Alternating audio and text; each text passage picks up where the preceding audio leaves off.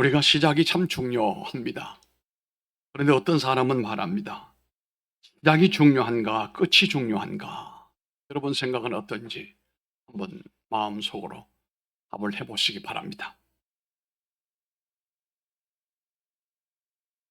처음과 나중, 그리고 그 과정, 이게 이제 역사요, 이 시간이 흘러가는 거잖아요. 다 어찌 보면 다 중요합니다. 그러나 시작과 끝 가운데서 어디가 정말 더 중요하냐고 물은다면 성경은 말씀합니다. 성경은 끝이 중요하다. 한번 따라해 보십시다. 끝이 중요하다. 그래서 세상에서도 시작의 미라는 말은 없지만 오늘 설교 제목 요종의 미라고 하는 말은 있습니다. 어떤 사람은 인생의 출발은 참 멋지게 했습니다. 많은 사람들의 박수를 받아가면서 환호 가운데 좋은 조건, 여건에서 출발을 했는데, 그런데 그 중간에 가서 뭔가 잘못돼서 세상을 떠날 때쯤 그의 모습을 돌아볼 때는 열매를 맺지 못한 미완으로 끝나버린 사람이 있습니다. 그런가 하면 또 어떤 사람은 멋지게 시작을 했는데 그 과정도 멋지게 진행이 됐어요. 그리고 마지막에도 좋은 열매로 끝을 맺는 사람이 있더라는 겁니다. 또 어떤 사람은 출발은 무척 잘못됐습니다. 여러 가지 조건이 악조건이었고 환경이 힘들고 어려운 그런 조건이었습니다. 그런데 그가 하나님의 도우심을 받고 나중에는 좋은 열매를 맺는 사람도 있었습니다. 제가 기도 중에 김 권사님 우물파기 헌금을 드렸다고 했는데 제가 그 요청이 있어서 그 가정을 방문을 했습니다. 방문을 했는데 이미 이 권사님은 남편은 장로님이시고 세상을 떴어요. 자식이 없어요. 혼자 남았어요. 재물은 많아요. 그런데 우리를 인도했던 그 박 장로님이 들어가니까 그렇게 반가워하시면서 마치 아들을 대하는 것처럼 대해요. 나중에 내가 나오면서 물어봤어요. 장로님, 권사님하고 무슨 관계입니까? 그랬더니 자기가 집에서 거의 쫓겨나다시피 해서 오갈 데가 없어가지고 이곳에 음성나환자촌에 양계장을 운영을 하는 사람들이 대부분 살았는데 여기에 와서 목숨살이를 내가 했다. 몸도 장애가 있지만 가진 것도 없고 배운 것도 없고 그런 가운데 일하는 모습을 이분들이 본 거예요. 그때는 이분들도 뭐 젊었겠지요. 보면서 아이고 안 됐구나, 불쌍하다. 그런데 참 열심히 산다, 믿음 생활 참 잘한다. 그러니까 아들처럼 여기고 여러 가지 모양으로 협조를 해준 거예요. 결혼식을 할 때도 그렇고 아이들 자랄 때도 그렇고 많이 밥 먹여주기도 하고 여러 가지로 사랑을 베풀었어요. 근데 그 장로님이 세상을 떠날 때 이 박 장로님 보고 박 장로, 내가 먼저 세상 떠나면서 한 가지 부탁할 게 있는데 부탁 좀 들어달라고 그랬어요. 뭐냐고 그랬더니 내 아내가 혼자 남았는데 박 장로가 우리 아내 천당 갈 때까지 잘 좀 돌봐달라고. 알았다고. 하겠다고. 그래서 그 장로님 가시고 난 다음에도 이 권사님을 여러 가지 모양으로 돌봐드리고 신앙으로 그리고 기도하고 그렇게 돌봐드린 거예요. 그날도 그렇게 반가워하면서 맞이하는 것을 보았어요. 근데 그 권사님 얘기 그거예요. 우리 박 장로님 고생도 무지무지하고 가장 밑바닥에서 인생을 시작했는데 지금은 부자가 됐다. 복 받았다. 그게 바로 그거거든요. 시작은 정말로 부모 사랑받지 못하고 공부하지 못하고 제대로 대우받지 못하고 건강한 몸도 가지지 못하고 천박한 일을 했지만 지금은 남을 도와주고 선교하고 사랑하고 교회 수석 장로로서 이런 임무들을 감당하는 것을 볼 때에 시작은 부족하지만 나중은 멋지다. 이런 삶이 어찌 보면 참으로 중요한 것이 아닌가 싶습니다. 어떤 사람은 출발할 때도 잘못됐고 그런데 그 과정도 아주 잘못되어 버렸고 끝도 잘못되게 끝내는 사람도 없지 않아 있습니다.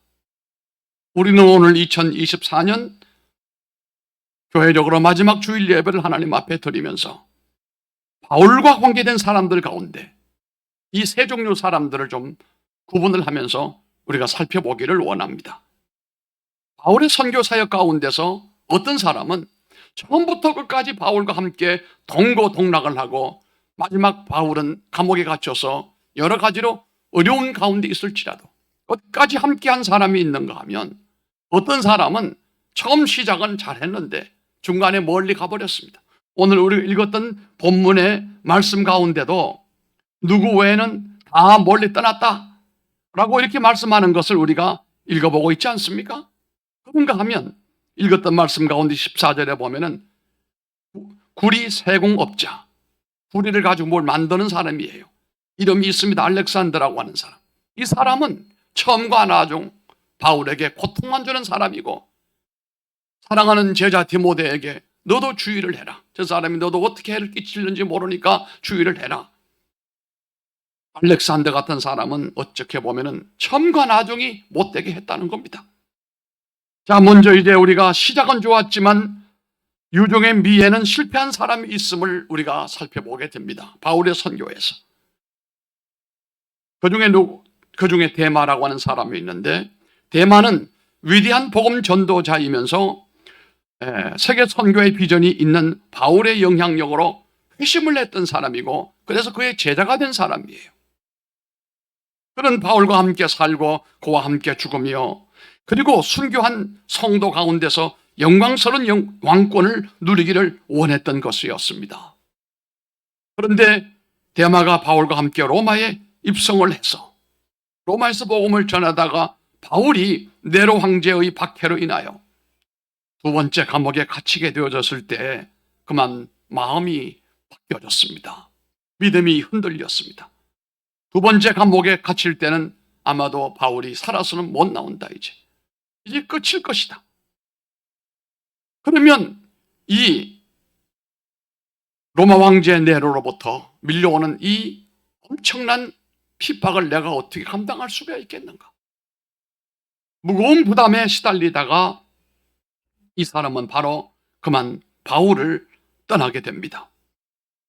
아마도 자신에게 다가올 죽음에 대한 두려움 때문이었고 또 하나는 방탕한 세계에 대한 마음이 끌려 로마에 와서 보니까 이전에 보지 못했던 환락의 도시의 성적 방탕과 여러 가지 웅장한 건물들 속에서 호화롭게 사는 사람들을 보면서 굳이 내가 이렇게 살 필요가 있겠는가 이런 마음이 왔을는지도 몰라요. 이러한 환경 상황 속에서 그만 데마는 바울을 버리고 세상으로 가버리고 말았습니다. 그래서 바울은 그의 편지들 속에서 가장 심금을 울리는 말을 하지 않을 수가 없는 것이 데마는 이 세상을 사랑하여 나를 버렸다 그랬습니다. 죽기까지 열심을 다하던 태도를 버리고 세상의 소용돌이치는 쾌락의 물결 속에 빠져서 요동하는 충동적인 사람이 된 이 데마, 우리가 사랑하는 것을 따라서 우리의 최후가 결정되는 것 참 불행하다라고 볼 수 있습니다. 우리는 살아가는 가운데 지금 최고의 가치 있는 것을 죽는 날까지 최고 가치 있는 것으로 붙들고 그렇게 살아가기를 바랍니다. 어느 단계에 가서는 아이고 내가 잘못했구나, 나 이제 그렇게 안 살 거야, 난 이렇게 살아갈 거야, 이렇게 자기가 추구하는 바가 살아가는 동안에 바뀌어버리게 되면 데마 같은 불을 범할 수가 있을 수가 있다는 그런 말입니다. 정말 훌륭한 믿음의 동력자였지만 끝내는 데마는 세상을 사랑한 나머지 바울을 떠나버리고 말았습니다. 두 번째는 시작이 좋았고 유종의 미에도 성공한 사람이 있습니다. 그 사람이 바로 누가복음을 기록했던 의사 누가였습니다. 그는 의사로서 바울에게 주치의 역할을 선교의 동력자로서 시작을 하면서 로마에서 바울이 감옥에 갇힐 때도 근 2년간을 끝까지 바울의 곁을 끝까지 지켰던 사람이 바로 누가였습니다. 자신의 사명을 다한 거죠. 괴로우나 즐거우나 변함이 없었지요. 바울은 지금 유일하게 이런 말씀을 합니다. 누가만 나와 함께 있느니라. 누구만 있대요? 누가만 있다는 거예요. 다 떠났어요. 그의 마지막까지 유정의 묘를 맺는 그런 모습으로 등장하고 있는데, 이러하여 그는 하나님의 은총도 많이 받아가지고 누가는 후일에 누가복음을 기록하게 되고, 이 누가복음이라고 하는 것은요, 목적이 누구를 향한 것이냐? 마태복음은 유대인을 위한 복음이에요. 누가복음은 이방인을 위한 복음이에요. 이방인들에게 예수님을 잘 알려주기 위하여. 마태복음은 순서적으로 기록한 것이 아닙니다만 예수님의 행적을 순서적으로 기록한 사람이 누가예요. 누가복음서는 예수님의 그 모든 사역을 처음부터 그대로 서술을 했던 것이고, 마태는 예수님의 행적을 중요한 핵심적인 내용으로 포인트로 기록을 했던 성경이 마태복음인데, 누가복음을 기록할 수 있는 이런 은총도 그가 누리게 되었다는 사실입니다. 뿐만 아니라 누가는 사도행전을 기록할 수 있는 은총을 입었어요. 그래서 이 누가복음은 사도행전의 전서고, 그리고 누가복음의 후편이 사도행전이다 라고 할 정도로 누가복음과 사도행전은 연결되어져 있는 한 사람이 쓴 거예요. 사도행전을 기록을 하면서 기독교의 역사와 또 복음의 진실성과 그 성령의 역사가 어떻게 나타나는지를 누가를 통하여 잘 기록을 하게 만들어 주셨다는 사실입니다. 세 번째는 출발은 실패했지만 끝내 유종의 미를 거둔 사람도 있습니다. 그게 누굽니까? 마가라고 하는 사람입니다. 마가는 아주 젊은 청년으로서 자신의 외삼촌인 바나바, 외삼촌이에요. 바나바를 따라서 바울과 함께 1차 전도 여행을 떠납니다. 이때는 문제가 없었어요. 여러분, 바나바가 누군지 아시죠? 훌륭한 사람입니다. 바울을 찾아와서 바울로 하여금 선교로 향할 수 있는 길을 열었던 사람이 멘토 바나바예요. 그에게 이 조카가 있는데 마가를 데리고 1차 전도를 가게 됩니다. 여러분, 그런데 전도라고 하는 것이 지금처럼 여행이 아닙니다. 위험이 있고 죽음이 도사리고 있는 것인데 고됩니다. 못 모르고 청년인 이 마가가 따라 나섰는데 중간에 가다가 너무 힘이 드니까 자기는 더 이상 못 가겠다. 그리고 예루살렘으로 돌아가 버렸습니다. 그러니까 이 젊은 사람 하나 없는 사이에 바나바와 바나바는 굉장히 힘들었어요. 여기서 바울과 바나바가 틀어지기 시작한 거예요. 두 번째 선교를 하려고 했을 때 바나바는 또 마가를 데리고 가자고 했어요. 바울은 안 된다. 한 번 배신을 했는데 또 배신을 하면 되느냐. 바나바는 역시 상담하는 사람이고 고면하는 사람이니까 그때는 뭔가 생각이 짧아서 그런 것이고 이제 달라졌다. 이번에 데려가면 잘할 것이다. 그래서 결국은 바울과 바나바는 싸움을 하고 갈라지게 됐다. 그런 내용입니다. 이 마가를 가만히 보게 되면 시작은 그 나이 어림 때문에 믿음이 연약하여 실패했지만 그가 나중에 이 모든 것을 깊이 뉘우치고 회개를 합니다. 그래서 하나님께서 그를 역사의 무대 위에 올려놓게 되는 역사를 우리가 보게 되는데, 시간이 지나자 마가는 지난날에 자신이 바울에게 얼마나 큰 고통과 상처를 주었는지를 깊이 깨달았어요. 어떤 사람은 잘못을 하고도 자기가 뭘 잘못했는지 깨닫지를 못하는 사람이 있는가 하면 어떤 사람은 깨닫는 사람이 있어요. 어떤 이는 죽는 날까지 못 깨달아요. 내가 뭘 잘못했느냐고. 내가 힘들어서 안 간 걸 뭐가 문제냐. 그러나 마가는 그렇지는 않았어요. 나이가 들어 생각을 해보니 그때 내가 철이 없고 잘못된 판단이었다. 다음 하나님이 기회를 주시면 내가 멋지게 한번 헌신하고 봉사할 것이다. 이런 생각을 하게 됐습니다. 그래서 두 번째 기회를 살리는데 바울과 같은 복음의 사명자로 다시 한번 그를 일으켜 세웁니다. 처음에는 실패했지만 그런데 마가는 나중에 유종의 미를 거뒀어요. 왜 그렇습니까? 오늘 읽었던 말씀 가운데 이 얘기가 나오잖아요. 뭐라고 그랬습니까? 내가 올 때에 누구를 데리고 오라? 네가 올 때에 마가를 데리고 오라 그랬어요. 디모데에게 네가 올 때 마가를 데리고 오라. 마가가 보고 싶다. 보고 싶다. 그래서 디모데에게 내가 올 때에 마가를 데리고 오라. 저가 나의 일에 유익하니라 라고 했어요. 저는 유익하지 않았어요. 도리어 힘들게 했고 고통을 안겨다 줬어요. 그런데 바울은 지금 이 마가에게 내게 유익을 줄 사람이다. 사실 어떤 경우에는 유익을 준다는 말이 여러 가지 의미가 있어요. 물질적인 유익을 줄 수도 있어요. 사역의 유익을 줄 수 있어요. 때로는 심정적인 유익을 줄 수도 있단 말이에요. 심정적으로. 마음으로 유익을 주는 사람이 있단 말이에요. 바울은 지금 감옥에 갇혀 있으므로 활동을 못합니다. 마가를 통하여, 변화된 마가를 통해서 격려와 위로를 받기를 원했던 모양이에요. 처음에는 폐를 끼쳤으나 나중에는 유익을 주는 사람의 대표가 사실 마가였다 이 말입니다.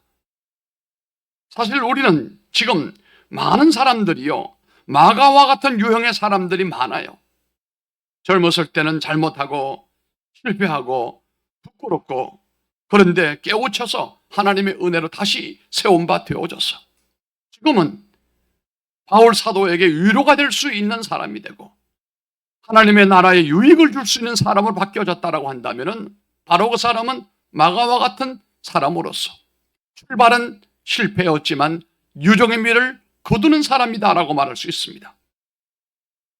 우리가 아담의 혈통을 하고 태어났지만 아담의 혈통을 예수님의 혈통으로 바꾸고 아담에게서 내려오는 모든 것을 끊어버리고 예수의 접붙임을 당하여 그리스도 안에서 새롭게 된 피조물로 이제 이전 것은 지나갔으니 보라 새 것이 되었다 라고 선포하시고, 이제는 내가 옛날에 세상을 쫓아다니며 즐거움을 누렸던 내가 아니라 하나님의 영광을 위하여 살아가리라.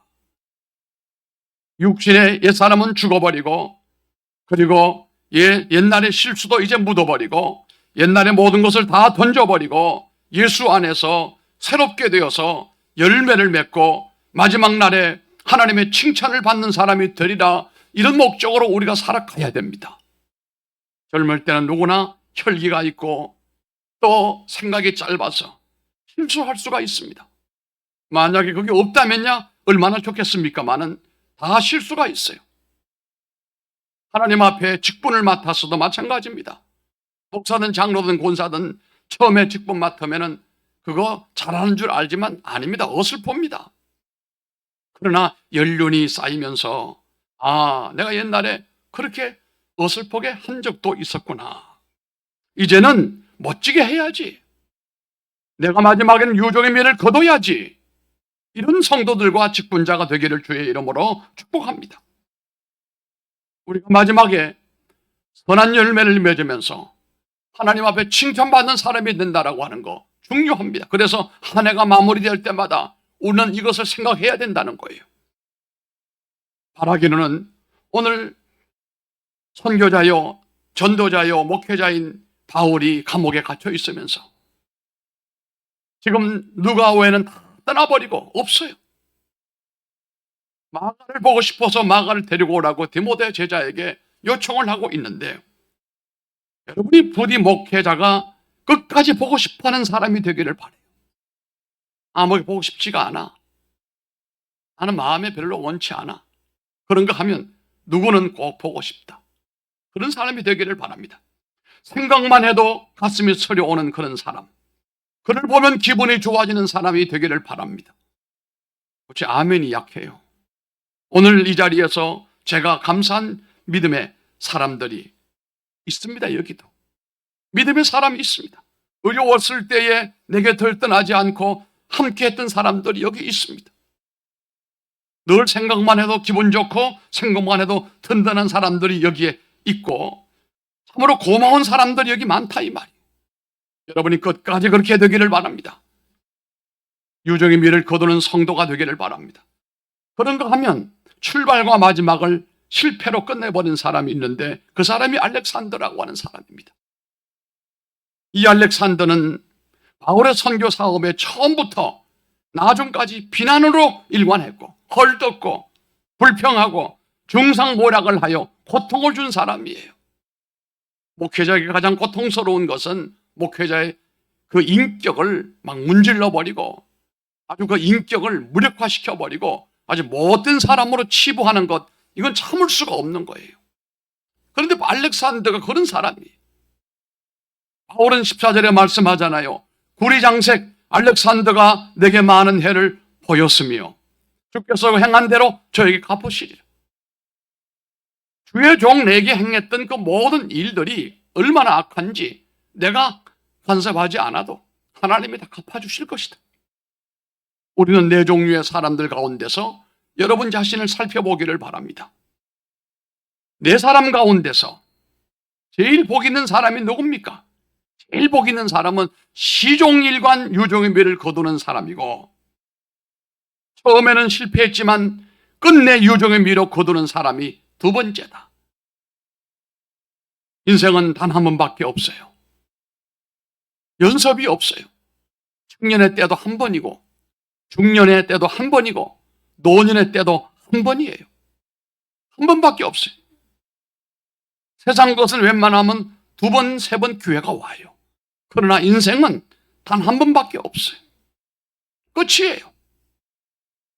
이제까지는 어떻게 살아왔는지 이제부터는 나도 마지막에 내 삶을 따라갑시다. 유종의 미를 거두리라. 이런 결심을 하기를 바랍니다. 올 한 해를 믿음 안에서 잘 마무리하고 내년에는 올해보다 더 나은 성공적인 믿음을 할 수 있기를 바랍니다. 올 한 해도 교회 안에서 이 모양 저 모양으로 주의 이름으로 헌신하고 수고하고 애쓴 모든 분들을 하나님께서 복의 복으로 번성케 하시기를 주의 이름으로 축복하면서 몸된 교회도 주의 능력 가운데서 더욱 충만해지게 되고 하나님의 은혜 가운데 교회와 가정과 여러분 개인들이 무대 위에 주역되는 축복이 함께하기를 주의 이름으로 축복합니다. 기도하겠습니다.